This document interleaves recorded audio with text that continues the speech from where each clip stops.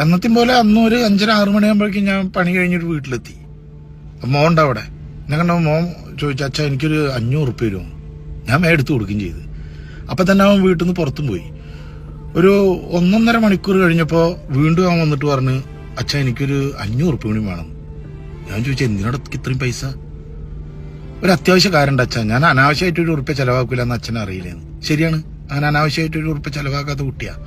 ഞാൻ വേഗം എടുത്തിട്ട് 500 ഉറുപ്പ്യ കൊടുത്തു. അപ്പം തന്നെ അവൻ പോവുകയും ചെയ്തു. രാത്രി ഒരു 11-11:30 അവനെ കാണുന്നില്ല. എനിക്കാണെങ്കിൽ പുലർച്ചെ 4 മണിക്ക് എണീക്കും വേണം. ഞാൻ വേഗം കിടന്ന് ഉറങ്ങി.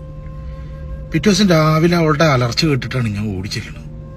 അപ്പൊ കണ്ട കാഴ്ച, എന്റെ മോൻ ഇങ്ങനെ തൊള്ളിൽ നിന്ന് നേരം പതയൊക്കെ വന്നിട്ട് ഇങ്ങനെ മലർന്ന് കിടക്കുക. വിളിച്ചിട്ട് അനക്കല്ല. ഒരച്ഛനും അമ്മയ്ക്കും കണ്ട സഹിക്കാത്തൊരു കാഴ്ചയോടോ. ഞാൻ വേഗം വാരി എടുത്ത് ഹോസ്പിറ്റലിൽ എത്തിച്ച്. ഡോക്ടർ പറഞ്ഞ് സ്കാൻ ചെയ്യണം. സ്കാൻ ചെയ്ത റിപ്പോർട്ട് കണ്ട ഡോക്ടർ പറയാണ്, അവൻ മാരകമായിട്ടുള്ള എന്തോ മയക്കുമരുന്ന് ഉപയോഗിച്ചിട്ടുണ്ട്. നമ്മളൊക്കെ ഓരോ ജില്ലകളിൽ ഇങ്ങനെ ഓരോ വാർത്തകൾ കേൾക്കുമ്പോൾ നമ്മൾ വിചാരിക്കും അത് അവിടെ അല്ലേ, നമ്മുടെ നാട്ടിൽ അങ്ങനെയുള്ള പ്രശ്നങ്ങളൊന്നും ഉണ്ടാവില്ല, അല്ലെങ്കിൽ അത് അവരുടെ മക്കൾക്കല്ലേ, നമ്മുടെ മക്കളൊന്നും ഒരിക്കലും അങ്ങനെ ചെയ്യില്ല. വെറുതെയാണ്. ആർക്കും എപ്പോഴാ എന്താ എങ്ങനെ ഒന്നും പറയാൻ പറ്റില്ല. ആ ഒരു രീതിയിലാണ് കാലം പോണത്. സ്വന്തമായിട്ട് അനുഭവിക്കുമ്പോഴാണോ നമുക്ക് അതിന്റെ വിഷമം മനസ്സിലാവുക.